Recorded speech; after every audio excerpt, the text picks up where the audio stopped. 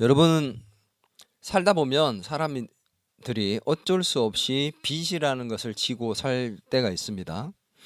음, 사업을 하다 보면은 뭐 빚을 질 수도 있고, 또 집을 사기 위해서, 자녀 공부를 시키고 뒷바라지를 하기 위해서, 또 생계를 유지하기 위해서, 뭐 학비를 위해서 이것저것 여러분 빚이라는 것을 어쩔 수 없이 지어야 되는 상황들이 살다 보면 오게 돼요. 그래서 빚을 내고 살게 되고, 뭐 가게마다 빚이 참 많이 있을 거라고 생각해요. 빚 없이 사는 사람들이 잘 없거든요. 빚을 내고 열심히 돈을 벌어서 빨리 갚을 수 있으면 너무 좋죠. 빚을 이제 한 1,000만 원 냈는데 내년에 1년 만에 다 갚았다. 얼마나 좋습니까? 근데 빚을 갚지 못해서 계속 그 빚이 늘어만 간다. 1,000만 원 빌렸는데 갚지 못했는데 또 빚을 내야 되는 상황이 돼서 남아있는 상황에서 또 빚이 되고, 그래서 누적되는 거죠. 빚이 점점 늘어가서 나중에는 빚을 내서 빚을 갚아야 되는 상황이 오게 되고, 이것이 언제 끝날지 모르는 상황이 돼서 빚이 빚을 낳는 그 상황들이 두려워지는 상황들.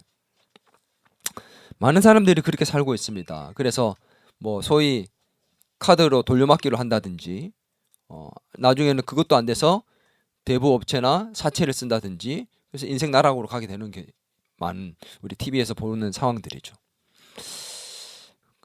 빚이 나중에는 내가 열심히 살아서 갚아내면서 빚이 되어야 되는데 빚이 짐이 됩니다. 무거운 짐이 돼요, 인생에. 그래서 그 빚을 갚지 못해서 괴로워하다가 뭐 심지어 안 좋은 선택을 하기도 하죠.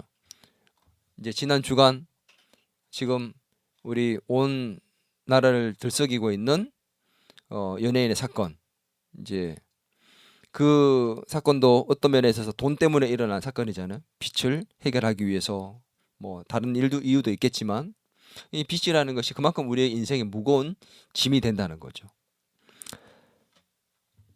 그런데 만약 이 늘어만 가고 언제 다 갚을 줄 모르는 이 막막했던 빚에 대해서, 빚을 일정 기간이 지나고 나면 10년 정도 갚을 수 있는 기간, 그 기간을 줬는데 10년이 지나고 나면, 뭐 20년이 지나고 나면 이 빚에 대해서 없던 것으로 탕감해 주겠다.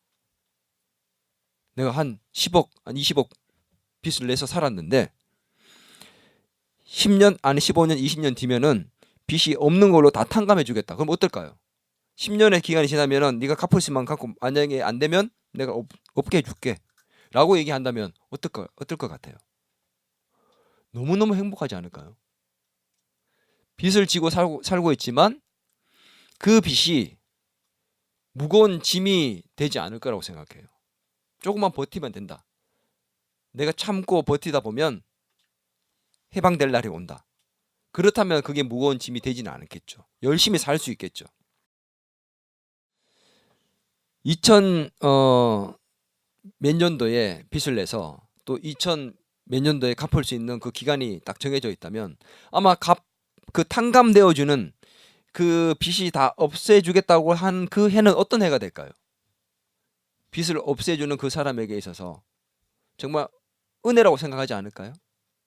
그 해는 아마 나에게는 은혜의 해가 될 것입니다. 그죠?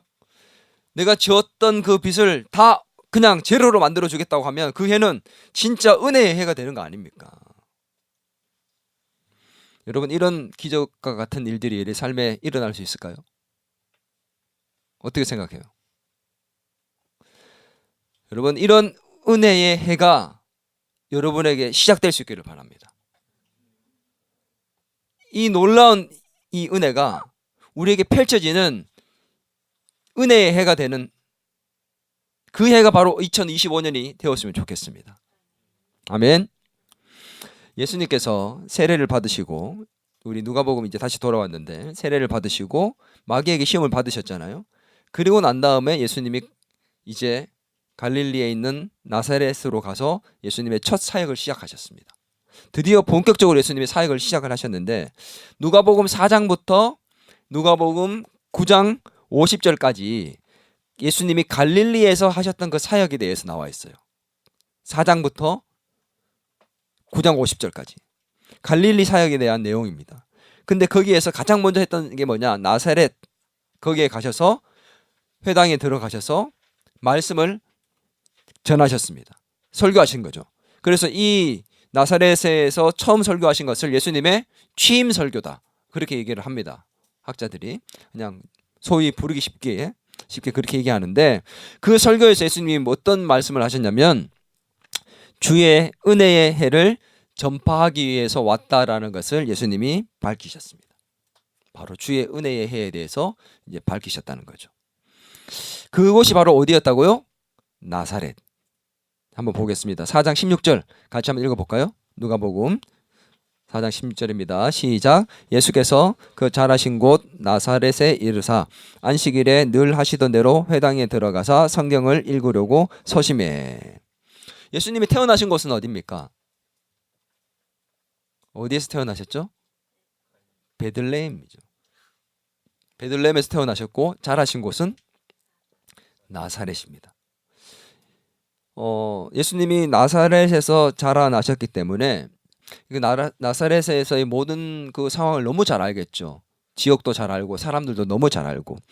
그래서 습관을 따라서 이제 예수님이 평상시 하던 것처럼 나사렛 그 회당에 들어가서 지금 이제 예배를 드리는데, 회당에 있는 사람들이 누군지 너무 잘 알 거 아니에요. 예수님도 예수님 그게 있는 사람들이 누군지 너무 잘 알고, 그 회당에 있는 사람들도 예수님이 누군지 너무 잘 압니다. 30년 넘게 거기에서 자랐기 때문에 서로가 너무 잘 알았어요. 나사렛은 작은 시골 동네였고, 학자들에 의하면 작게는 한 300명, 많아도 400명 안으로밖에 안 되는, 150명에서 400명 안으로밖에 안 되는 작은 도시였다고 합니다. 그러니 너무너무 잘 알겠죠. 그런 사람들 속에서 예수님이 설교를 하셨는데, 이 설교를 하실 때 그 내용이 뭐였냐? 내가 누구냐? 그리고 내가 앞으로 어떤 일을 할 거냐? 예수님이 누구신지와 그리고 예수님이 앞으로 어떤 일을 할 건지에 대한 그 내용이 담겨져 있는 메시지를 전하셨습니다. 그게 뭐였냐? 그게 바로 예수님이 메시아이시고, 메시아로서 내가 어떤 사역을 할지에 대해서 첫 설교에서 이제 얘기를 하신 거죠. 내가 메시아다. 너희가 기다렸던 메시아가 바로 나다. 그리고 나는 앞으로 이런 사역을 할 거야. 라는 것을 첫 취임 설교에서 하셨다는 거죠. 당연하겠죠. 내가 누군지 먼저 밝히고 내가 왜 이런 일들을 하는지 이제 얘기를 하고, 또 내가 뭘 할 건지에 대해서 얘기를 하고 이제 본격적으로 시작을 한다는 거죠.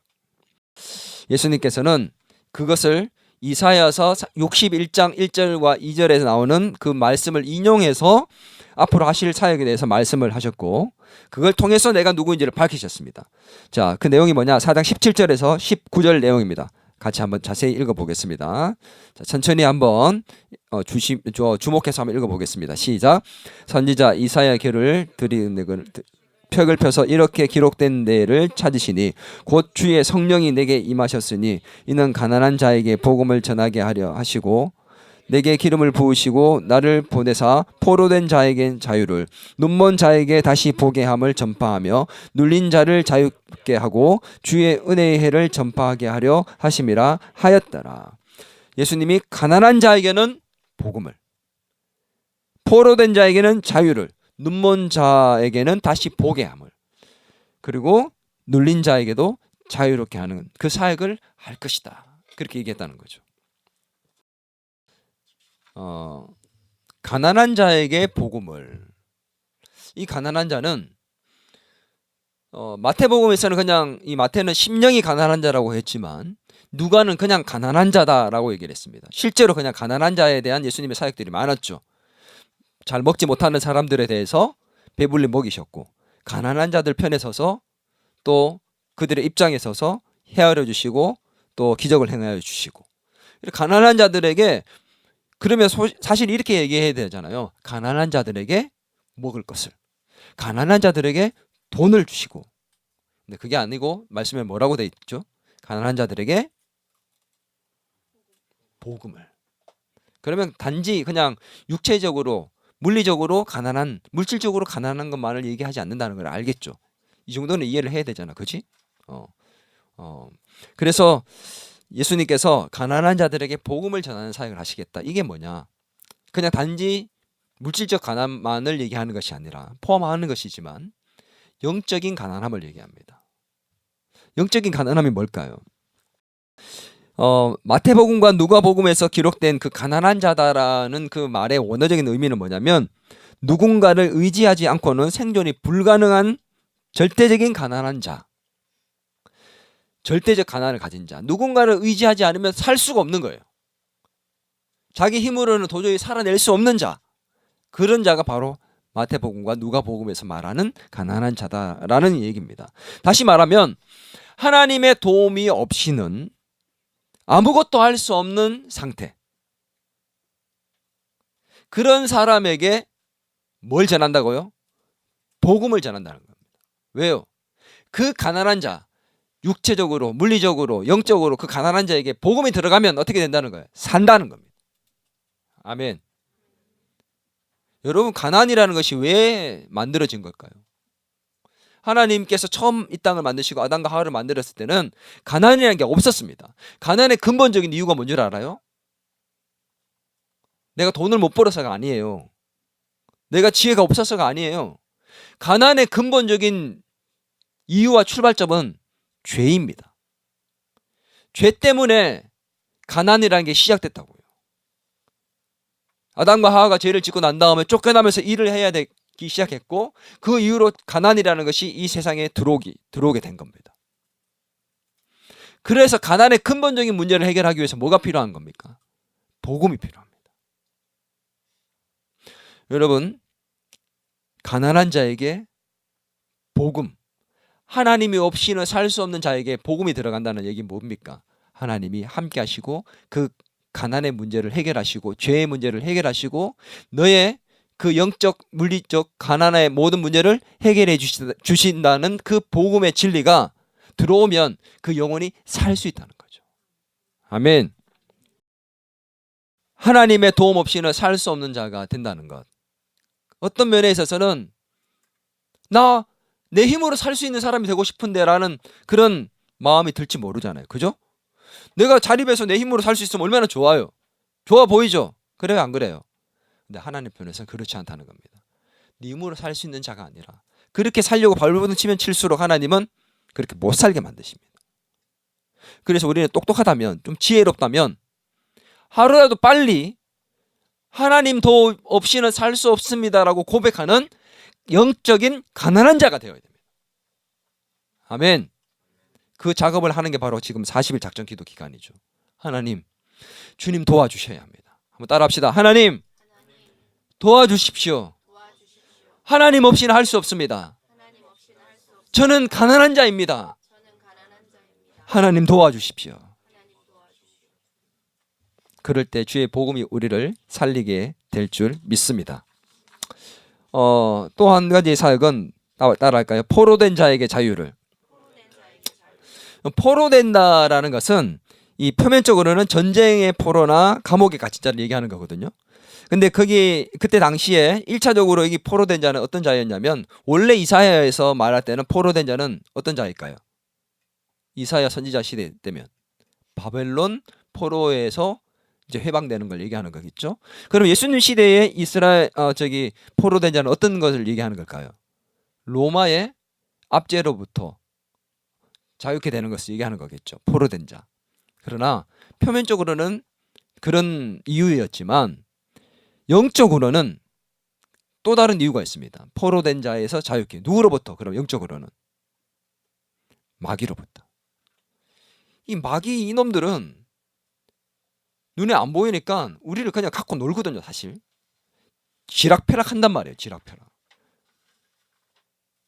여러분이 모르는 사이 여러분이 가스라이팅 당하고 있거든. 사실 마귀한테. 그렇게 잡혀서 살던 우리가 마귀로부터 자유케 되는 그런 역사를 주신다는 의미가 있는 거죠. 로마서 7장 19절입니다. 같이 한번 읽을까요? 시작. 내가 원하는 바 선은 행하지 아니하고 도리어 원하지 아니하는 바 악을 행하는도다. 누가 그렇게 만듭니까? 누가 그렇게 가스라이팅해요? 마귀 이 새끼들. 이 나쁜 마귀 놈들이 우리를 가스라이팅해서 내가 원하는 것은 선인데 준서한테 잘해주고 싶고 은찬이한테 잘해주고 싶은 마음이 가득한데 남들이 잘 되면 배가 아프고 내가 좀 더 잘 됐으면 좋겠고 이런 나쁜 마음을 가지게 만든다는 거죠. 내가 원하지 않는 악을 행하게 만든다. 나의 의지와 상관없이 끌려다니는 무기력한 존재가 되게끔 만들어서 그렇게 살게 한다. 다시 한번. 나의 의지와 상관없이 끌려다니는 무기력한 존재가 되도록 만들어버리는 것. 그게 포로된 자입니다. 이 말씀을 요즘의 단어로 표현하면 뭐라고 말할 수 있을까요? 나의 의지와 상관없이 끌려다니는 무기력한 존재로 살아가는 상태. 한 단어로 얘기하면 뭘까요? 요즘식으로 표현하면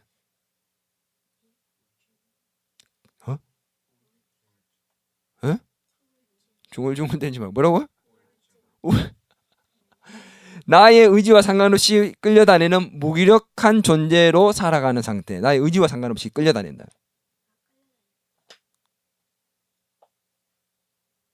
내가 하기 싫은데도 하고 있는 거야.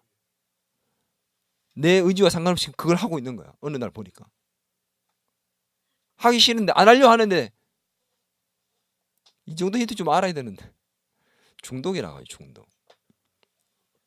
중독된 자들이에요. 중독된 자들은 죄의 사슬에 매여 있습니다. 술, 담배 중독되면 못 끊어요.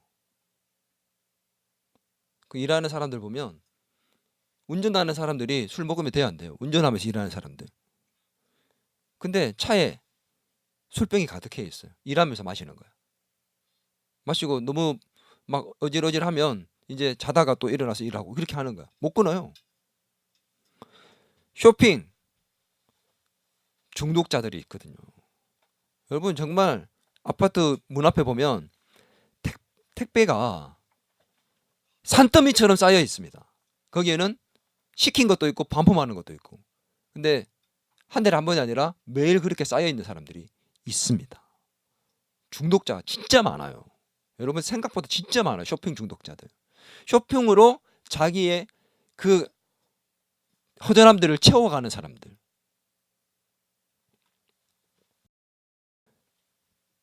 게임 중독자들. 음란물에 중독된 자들. 요즘은 우리나라도 마약 청정 지역이 아니라 하죠. 알죠? 여러분 마약이 너무너무 지금 뿌려져 있잖아요. 지금 얘기했던 그 사람도 지금 마약에 빠져가지고 그렇게 죽게 되는 일들. 도박에 중독되는 자들. 다 죄잖아요 사실은. 나의 의지와 상관없이 끌려다니는 거예요. 무기력한 존재. 크고 작은 중독에 빠져 있는 거죠. 여러분은 빠져 있는 중독이 없습니까? 막 지금 막 떠오를 거야. 뭐 나도 이거 중독 빠져 있는 것 같은데 뭐 이제 생각나겠지. 그런데 그 죄로부터 그 중독으로부터 자유케 하신답니다. 아멘. 그것을 하시기 위해서 오셨대요. 누가 하신다고요? 예수님이. 이 40일 작전 기도 기간에 우리가 이 죄로부터 포로된 것으로부터 중독으로부터 자유케 되는 역사가 있기를 주의 이름으로 축원합니다. 아멘. 우리 안에 그리스도께서 행하셔서 진정한 자유와 기쁨과 평강을 경험할 수 있게 되길 바라요. 세 번째는 눈먼 자를 보게 하는 사역을 하신답니다. 이것은 단지 그 당시에 뭐 소경들을 눈뜨게 하셨지만 육체적으로 뿐만 아니라 영적인 소경들이었습니다. 어떤 사람들이었습니까? 이들은 예수님을 보지 못했습니다. 그 말이 무슨 말이냐면 육체적으로는 봤지만 이분이 누군지 보지 못했습니다. 예수님이 어떤 분이에요? 하나님이셨습니다. 예수님이 누구예요? 메시아였습니다. 근데 예수님이 메시아라고 지금 말하는데도 메시아로 보지 못합니다. 아니라 합니다. 그래서 오히려 낭떠러지에 데려가서 죽이려 했죠. 나사렛 배척. 그 사건이에요. 오늘 예수님을 하나님으로 보지 못하고 살아계신 주님으로 보지 못하고 살아계신 하나님을 보지 못하고 저 천국을 보지 못하고 저 하늘의 소망을 보지 못하는 인생, 그 인생들의 눈을 떠서 예수님이 누군지 보게 하고 저 하나님의 나라를 보게 하고 믿음으로 하나님의 살아계심을 보고 인생의 문제와 염려와 걱정을 보는 눈이 아닌 그 너머에 계신 더 크신 하나님을 볼 수 있는 영적인 눈을 뜨게 한다는 겁니다. 아멘. 내가 넘어야 할 산들이 너무 많아요. 대학도 넘어야 되고, 직장도 넘어야 되고, 내 꿈과 비전도 넘어야 되고, 돈도 넘어야 되고. 근데 그것들보다 더 크신 하나님이 보이면 두렵지 않습니다. 그 눈을 뜨게 하시는 사역을 하신다는 겁니다. 아멘. 네 번째는 눌린 자를 자유롭게 한답니다. 눌린다는 게 어떤 걸까요? 이렇게 눌러가지고 내가 눌려있어 이런 뜻이 아닙니다. 이 눌러서 어떻게 되냐, 이 원어적인 뜻은 눌림으로 말미암아, 억압받음으로 말미암아 깨지고 상한 상태를 얘기합니다. 깨지고 상한 마음, 영혼, 육체, 그들을 자유케 한다는 겁니다. 누가 눌렀어요? 마귀가, 악한 영이, 어둠의 영이 눌러서 억압해서 깨지고 상해버린 우리의 영혼과 우리의 육체를 회복시키는 그 사역, 자유케 하시는 사역을 예수님이 하신다는 거죠. 이러한 사역들을 예수님이 이제 오셔서 하시겠다라고 말씀을 하신 겁니다. 이 첫 설교에서 예수님이 이런 사역들을 통해서 궁극적으로 하시고자 했던 사역이 있습니다. 그게 뭔 줄 알아요? 이 네 가지의 사역들을 통해서 궁극적으로 하시고 싶은 게 뭐냐? 4장 19절입니다. 같이 읽겠습니다. 시작. 주의 은혜의 해를 전파하게 하려 하심이라. 뭘 하게 한다고요? 은혜의 해를 전파하게 하심이라. 은혜의 해가 뭘까요? 이 은혜의 해가 뭐냐면, 한번 따라할까요? 희년. 발음 잘해야 됩니다. 희년. 예. 이게 희년이 뭐냐면, 안식일이 뭔지 알아요? 안식년. 안식일은 일주일에 한 번씩 쉬는 거잖아. 그죠? 일주일에 한 번, 7일마다 쉬는 건데, 안식년은 그럼 몇 년마다 한 번 쉬는 걸까요? 7년마다, 7년째 되는 해에 한 해 동안 땅에다가 아무것도 심지 않고 그 땅을 그냥 쉬게 합니다. 그래서 목사님들도 보면 7년째 안식년으로 쉬어요. 저도 쉬게 해줄 겁니까? 7년이 되면 1년 동안 쉰단 말이에요. 그렇게 7년째는 하나님이 7일째 쉬었던 것을 생각해서 7일마다 쉬고, 7년째도 한 해를 쉬고, 7년이 7번이 되면 몇 년입니까? 49년이죠. 49년이 지나고 난 다음 그 다음 해가 50년째가 되는 해입니다. 그 50년째가 되는 해를 뭐라고 얘기하냐면 희년이라고 합니다. 그 희년이 되면 하나님이 말씀하신 게 있습니다. 이스라엘 백성들에게 그 희년이 되면 너희들 땅 팔았던 거 있지, 땅 샀던 거 있지, 그거 다 원주인에게 다 그냥 돌려줘. 너희들이 데리고 있었던, 빚을 못 갚아서 데리고 왔던 종들, 노예들 다시 다 집으로 돌려보내. 너희들한테 빚졌던 거 있지, 빚. 그거 100억 그거 다 그냥 탕감해줘. 종도 돌려보내고 땅도 다 다시 돌려주고 계약했던 거 다 해지시키고 원상태로 완전히 회복시켜라. 빚 끝. 안 좋아요, 여러분? 안 좋습니까? 너무 좋지 않아요? 그게 희년이에요. 그 은혜의 해를 전파하게 하기 위해서 예수님이 오셨다. 내가 이 땅에 오므로 말미암아 새로운 시대가 열리는데 바로 은혜의 시대가 열린다라는 것을 예수님이 이 사역들을 통해서 포로된 자를 자유케 하고, 눈먼 자의 눈을 뜨게 하고, 눌린 자를 자유케 하고, 가난한 자들에게 복음을 전해서 살아나게 하는 이 사역을 통해서 내가 회복시킬 거다. 완전히 원상태로 돌려놓을 거다. 그게 바로 은혜의 해입니다. 우리의 인생에 바로 이 회복과 자유가 일어나는, 원상태로 돌아가는 그 은혜의 해가 시작될 수 있기를 주의 이름으로 축원합니다. 한번 따라하겠습니다. 주의 은혜의 해가 내 삶에 오게 하옵소서. 아멘. 제 나이가 올해 50입니다. 오늘 아침에 가만히 기도하다 보니까 생각이 나더라고요. 희년이네. 내가 오늘 올해가 희년이구나. 배 아픕니까? 50년째 되는 내가 희년, 내 인생의 희년이 진짜 올해가 되었으면 좋겠다는 그런 마음이 그냥 기도가 절로 나오더라고요. 50이 되어서가 아니더라도 여러분의 삶에 예수 그리스도의 사역으로 말미암아 일하심으로 말미암아 여러분의 삶의 희년이 주의 은혜의 해가 시작될 수 있는 해가 바로 2025년이 될 수 있기를 간절히 소망합니다. 아멘. 이 40일 작전 기도 가운데 우리 은혜의 해가 펼쳐질 수 있게 될 줄 믿습니다. 이런 사역을 하는 자가 누구입니까? 예수님이 내가 메시아다 이렇게 얘기를 하진 않았어요. 그런데 주의 은혜의 해를 선포하게 하기 위해서 왔다라고 얘기를 했습니다. 이사야 말씀 통해서. 그건 무슨 말이에요? 내가 바로 그 이사야 선지자가 얘기했던 메시아다라는 것을 밝히고 있는 겁니다. 예수님은 이 취임 설교를 통해서 본인이 어떤 사람인지 메시아라는 것을, 그리고 내가 메시아로서 앞으로 주의 은혜의 해를 펼칠 것이다 라는 것을 지금 그 사역을 뭘 할지에 대해서 말씀을 하셨다는 것이죠.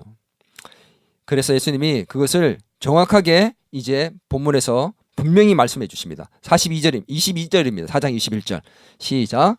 이에 예수께서 그들에게 말씀하시되 이 글이 오늘 너희 귀에 응하였느니라 하시니, 이사야의 이 글이 오늘 너희 귀에, 너희가 지금 들었다, 이제 응답되었다, 바로 그게 나다, 이렇게 얘기하신 거죠. 오늘 그 예수님의 음성이 저와 여러분에게 오늘 들리는 말씀이 될 줄 믿습니다. 그 말을 들으면 어떤 반응이 나와야 정상일까요? 너희가 그토록 기다려왔던 그 이사야 선지자가 얘기했던 종, 메시아, 그게 나, 그리고 내가 그 사역을 할 거야 라고 얘기를 들었습니다. 그럼 어떻게 해야 돼요? 감사합니다. 드디어 이제 희년이 시작되는군요. 드디어 내가 가난한 자에게서 살아날 수 있는, 복음으로 자유케 되는 역사가 일어나는군요. 할렐루야, 감사합니다. 빨리 그를 해주십시오. 이렇게 나와야 되잖아. 근데 사람들의 반응이 어땠느냐, 한번 볼까요? 누가복음 4장 22절에서 23절입니다. 한번 읽어봅니다. 시작. 그들이 다 그를 증언하여 그 입으로 나오는 바 은혜로운 말을 놀랍게 여겨 이르되 이 사람이 요셉의 아들이 아니냐. 예수께서 그들에게 이르시되 너희가 반드시 의사야 너 자신을 고치라 하는 속담을 인용하여 내게 말하기를 우리는 들은 바 가버나움에서 행한 일을 내 고향 여기 있어도 행하라 하리라. 첫 반응이 뭐예요? 놀랍게 여겼어요. 가르치고 말씀하는 거 들어보니까 이게 범상치가 않거든. 예수님이 이사야 선지자 말씀만 읽으신 게 아니고 다른 설교도 계속 했습니다. 그래서 들어보니까 이게 범상치가 않아요. 우와, 저런 깨우침을 주다니 대단한데?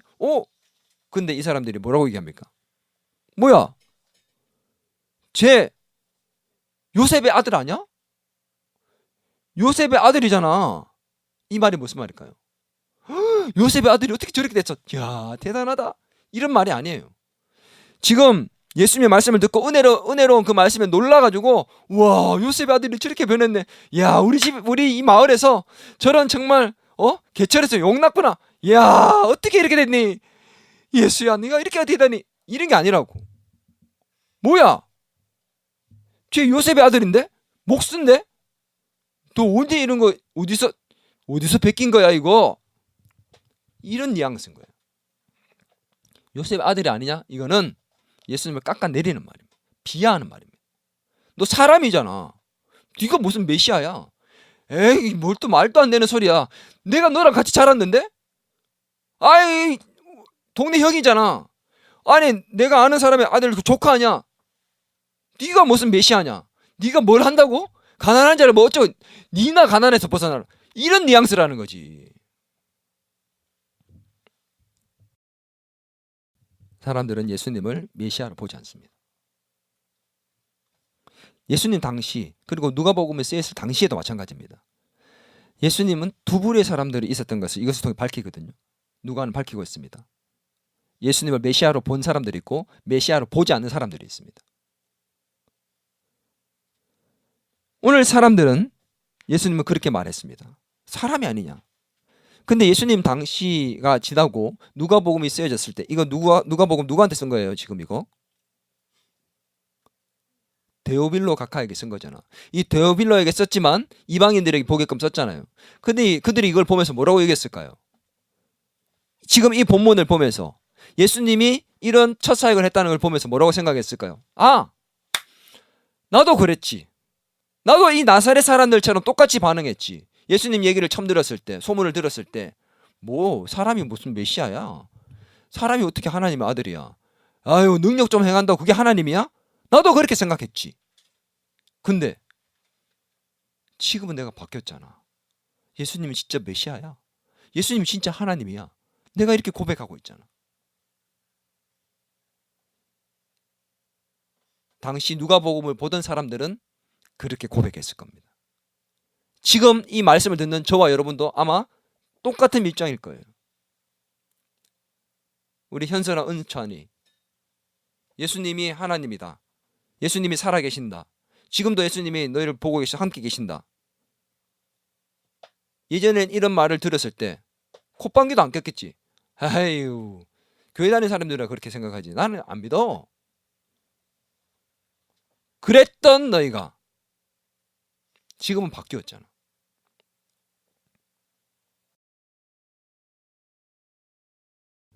여러분, 예수님은 저와 여러분을 살리신 구원자이십니다. 아멘. 그렇게 고백하는 사람도 있었고 없었습니다. 지금도 시대도 마찬가지입니다. 근데 이 구원자는 우리의 영혼을 구원해서 천국에 데려가는, 갈 수 있게끔 만드시는 그냥 구원자만을 얘기하는 게 아닙니다. 한번 따라할까요? 내 삶에도 구원하십니다. 우리의 삶의 문제까지도 구원하신다는 것이 내포되어 있는 겁니다. 이해가 됩니까? 우리의 영혼을 구원해서 천국 가기만 하는 게 아니라 이 땅에서의 문제들도 해결해서 천국을 미리 맛보고 경험하게 만드는 삶의 구원도 일으키는 구원자라는 사실을 믿어야 된다는 겁니다. 아멘. 눈먼 자의 눈을 뜨게 하고 안전뱅이를 일으키시고 가난한 자의 가난을 해결하시고, 아멘, 건강을 회복시키시는 그 주님의 놀라운 능력이 우리의 삶에 펼쳐질 수 있다는 겁니다. 그 구원자로 내가 보고 볼 수 있고 고백할 수 있느냐 없느냐? 사람들의 반응은 네가 무슨 메시아냐? 나는 지금 뭐라고 고백하고 있습니까? 예수님을 나의 구원자로 고백합니까? 아니면 그냥 사람으로, 하나의 위인으로 보고 있습니까? 2000년 전에 있었던 하나의 위인으로, 지금은 죽어 없어진 사람으로 보고 있습니까? 아니면 지금도 여전히 부활하셔서 살아계시는, 여러분 살아있다는 게 어떤가요? 자, 살아있어요, 죽었어요? 저 살아있잖아요. 예수님이 이렇게 살아있다는 걸 저는 믿냐는 거죠. 그걸 믿으면 그냥 사실 게임 끝나는 겁니다. 그 예수님이 살아계시고 여러분과 함께 있는데 그걸 믿고 그걸 고백할 수 있다면 사실 인생 끝나는 거예요. 게임 끝나는 거예요. 어떤 싸움에서 지지 않습니다. 아멘. 지금 그 얘기예요. 이 당시에 예수님이 첫 설교를 할 당시에 사람들은 예수님의 그 말을 듣고 난 다음에 코웃음치고 비웃고 깎아내리고 비하했습니다. 요셉의 아들이 아니냐? 나에게 예수님은 누구입니까? 내 영혼과 내 삶을 구원하는 구원자인 줄 믿습니다. 두 번째 반응이 있었습니다. 그게 뭐냐면 23절에서 보면 가버나움에서 행한 일을 내 고향 여기에서도 행하라 이렇게 나옵니다. 가버나움에서 행한 일이 뭘까요? 다른 성경, 개역 성경이나 다른 성경에 보면 가버나움에서 행했던 기적을 여기에서도 행해다 이렇게 나옵니다. 기적. 예수님한테 그렇게 얘기합니다. 가버나움에서 행했던 그 기적을 네가 자란 이 고향인 이 고향 땅에서 좀 행해봐 이렇게 얘기를 하는 겁니다. 막 메시지를 전하고 예수님이 말씀을 전했을 때 그 메시지를 듣고 놀랐지만 더 좋은 말씀이 필요해. 와, 더 좋은 깨달음을 얻고 싶어가 아니라 기적을 행해줘봐. 가버나움처럼 기적을 좀 한번 행해줄래? 이렇게 얘기하는 겁니다. 뭐에 관심이 있는 거예요? 기적. 너 사람 고쳤다며. 너 오병이어의 기적을 일으켰다며. 우리 이 마을에서도 네가 자란 곳이잖아. 네가 자란 이 나사렛 네 고향에서도 좀 해봐. 그런 뜻이에요. 예수님은 그들의 마음을 아시고 행해 주신 것이 아니라 아셨지만 기적을 나사렛에서 베풀지 않습니다. 그리고 계속 말씀을 전하셨습니다. 어떤 말씀이요? 구약의 선지자 2명을 얘기합니다. 한 명은 엘리야, 한 명은 엘리사였습니다. 그 두 사람에 대한 이야기를 이제 하셨습니다. 가버나움에 있는 그 사람들은 예수님이 전했던 진리는 옵션이었어요. 예수님은 그 누구보다 말씀을 중요하게 생각했고 그 사역을 위해서 오셨는데 기적에만 관심을 가졌던 사람들, 그리고 그 기적을 행하라 하는 사람들, 하나님의 은혜를 우리에게도 베풀으라고, 기적을 베풀라고 얘기하는 그 사람들에게 기적을 베풀지 않고 뭐라고 얘기하시냐? 엘리야와 엘리사 선지자를 통해서 말씀을 하셨습니다. 25절 27절 같이 읽습니다. 시작. 내가 참으로 너희에게 이르노니 엘리야 시대에 하늘이 3년 6개월간 닫히어 온 땅에 큰 흉년이 들었을 때에 이스라엘에 많은 가부가 있었으되 엘리야가 그중 한 사람에게도 보내심을 받지 못하고 않고 오직 시돈 땅에 있는 사렙다의 한 가부에게 뿐이었으며 또 선지자 엘리사 때에 이스라엘에 많은 나병 환자가 있었으되 그중 한 사람도 깨끗함을 얻지 못하고 오직 수리아 사람 나만 뿐이었느니라. 엘리사가 사렙다 가부에게 한 기적, 엘리사가 나아만 장군에게 행한 기적, 둘 다 이방인이에요. 이게 무슨 말이냐면 하나님의 은혜를 베푼 것이 이방인들이었고 그 이방인들에게 이제 하나님의 은혜가 흘러간다. 이스라엘 백성 유대인 너희들에게 하나님의 은혜가 이제 임하는 것이 아니라 이방인들에게도 흘러갈 것이다. 너희들에게는 기적을 행하지 않을 거고 이방인들에게 이제 기적을 행하게 될 것이다. 이방인들의 구원에 대한 선언을 하시는 거죠. 이 첫 설교에서. 이제 앞으로 유대인만이 아닌 이방인들까지 만민을 구원하는 사역을 하게 될 것이다. 그랬더니 이 유대인들, 특히 나사렛 사람들이 열받아 버립니다. 우리에게 너희 고향에서 기적을 행해달라 했는데 나 못하겠습니다. 이제 이방인들에게 가서 기적을 행할 겁니다. 그들에게 은혜가 임할, 당신들은 하나님 은혜가 안 임할 겁니다. 얘기하니까 폭발해버려요.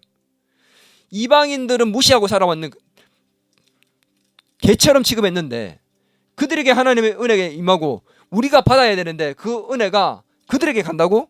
그래서 예수님을 데리고 가서 낭떠러지에서 밀쳐서 떨어뜨려서 죽이려고 합니다. 무슨 얘기예요? 나에게 하나님의 은혜를 베풀어야 된다. 내가 지금 겪고 있는 문제, 아픔, 어려움, 그게 중요한 거예요. 내 문제를 해결해달라 했는데 해결 안 해주니까 데려가서 죽이려 해버리는 거예요. 예수님을 기적을 일으키는 내 문제를 해결하는 수단, 도구 정도로만 생각한 거지. 그거 안 해준다 그러니까 죽이려고 그러는 거예요. 우리는 그렇게 안 하는 것처럼 보이죠. 예수 잘 믿다가요, 우리가 기도한 것도 응답 못 받고 하나님 내 문제 해결 안 해주면 예수님 배척하려고, 등 돌리려고 그래요. 떠나가려고 그럽니다. 하나님 계시지 않은 것 같은데? 나는 싫어하는 것 같은데? 나는 해결 안 해주는데? 저 사람은 응답받고 저 사람은 하나님의 살아계심을 체험하고 간증도 하고 하는데 나는 이거 뭐야? 예수 잘 안 믿던 사람인데 저 사람은 저렇게 잘 돼? 열받는 거야. 누구는 응답해주고 누구는 왜 안 해줘? 나 안 믿어. 이런 하나님 안 믿어. 배척, 등을 돌리는 일. 내가 가지고 있는 빚, 내가 가지고 있는 건강의 문제, 취업 문제, 결혼 문제, 그거 해결해 주시기를 바라고 있는 거예요. 그게 핵심인 거예요. 그게 메인인 거야. 진리는, 복음은 옵션인 거예요. 겉으로는 진리가 중요하다 얘기하고 말씀이 중요하다 하지만 말씀보다 더 중요한 게 있는 겁니다. 예배보다 더 중요한 게 있는 겁니다. 여러분, 나는 뭐가 더 중요한 사람이에요? 예수님에게는 진리가 가장 중요했습니다. 복음이 가장 중요했습니다. 여전히 우리는 복음으로 인해서 펼쳐질 그 부스러기 옵션에 더 관심이 있고 그 옵션이 오히려 주인공이 되어 있습니다. 물론 우리가 예수 믿고 말씀 듣고 우리 삶의 문제가 해결되면 너무너무 행복하죠. 회사도 들어가고 좋은 학교도 들어가고 돈도 많이 벌고 때가 되면 결혼도 하고 취업도 하고 척척척척 우리 인생이 풀려가면 너무 좋죠. 근데 그게 안 되면 등을 돌리는 거예요. 그래서는 안 되잖아요.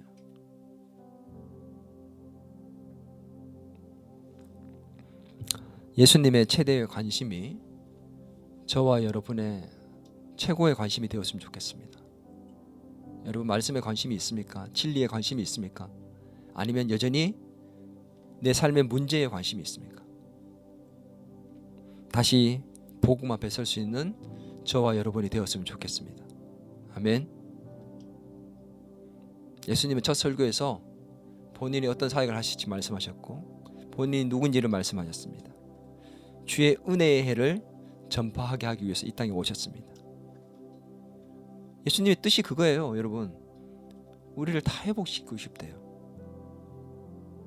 우리가 눌려있고 짐을 지고 살아가는 건강과 물질과 영적인 문제와 죄와 이런 모든 것들로부터 자유케 하시고 해방시키시고 회복시키셔서 주님과 함께 행복한 삶을 살 수 있도록 만드는 그 은혜의 해를 전파하기 위해서 만들기 위해서 이 땅에 오셨답니다.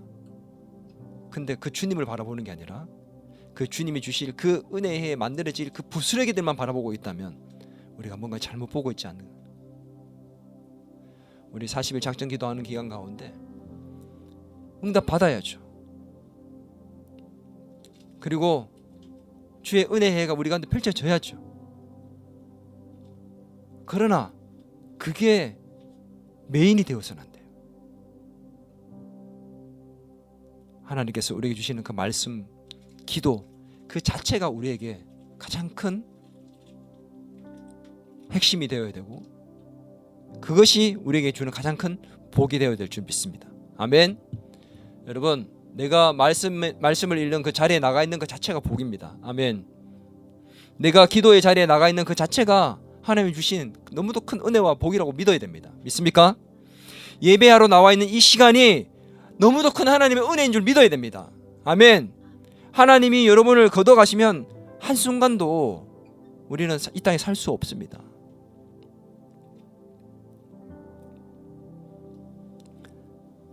하나님 그 중심에 우리가 있기를 바랍니다. 주님께서 기뻐하시고 가장 중요하게 생각하시는 그 최대의 관심사인 복음 앞에 우리 다시 한번 설 수 있게 되기를 주의 이름으로 축원합니다. 그리고 그로 말미암아 그 복음으로 말미암아 우리의 삶에도 주의 은혜의 해가 시작될 수 있기를 주의 이름으로 축원합니다. 우리 시간에 같이 기도하겠습니다. 우리 시간 하나님, 제 인생에 제 삶에 주의 은혜의 해가 오게 하여 주옵소서. 이 2025년 주의 은혜의 해가 새롭게 시작되는, 내 삶의 은혜의 해가 시작되는 해가 되게 도와주옵소서. 내 삶에도 주의 희년이 오게 하여 주옵소서. 하나님,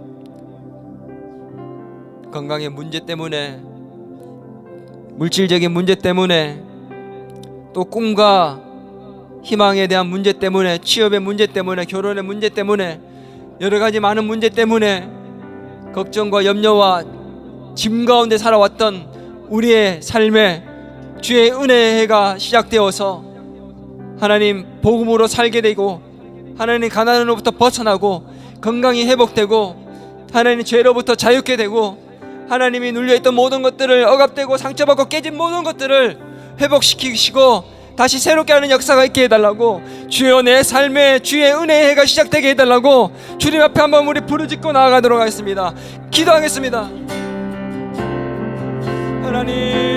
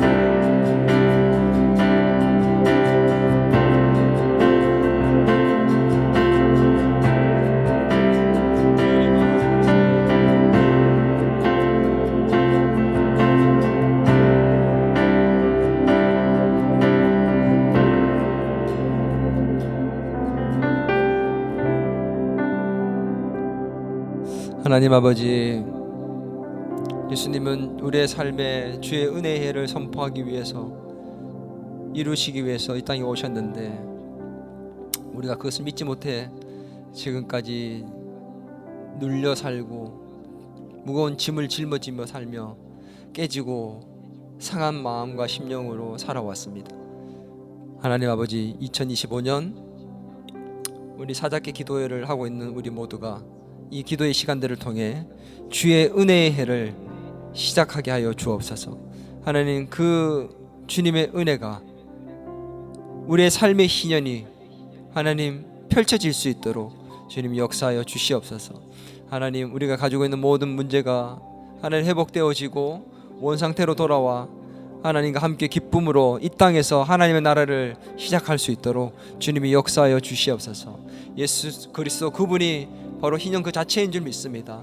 오늘 말씀을 통해 우리의 삶에도 주의 은혜의 해가 시작되기를 소망하며 주님 앞에 기도하였사오니 주님 이 기도에 응답하셔서 하나님 귀한 은혜가 우리 모두에게 시작되게 하여 주시옵소서.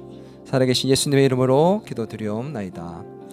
이제는 우리 주 예수 그리스도의 은혜와 하나님 아버지의 크신 사랑과 성령님의 감화 감동 위로 교제 충만하심의 역사가 오늘 주의 은혜의 해가 내 삶에도 펼쳐지기를 소망하는 더 기쁨의 교회 모든 성도들과 교회와 이 나라와 이 민족 위에 이제로부터 영원토록 함께 하시길 간절히 축원하옵나이다.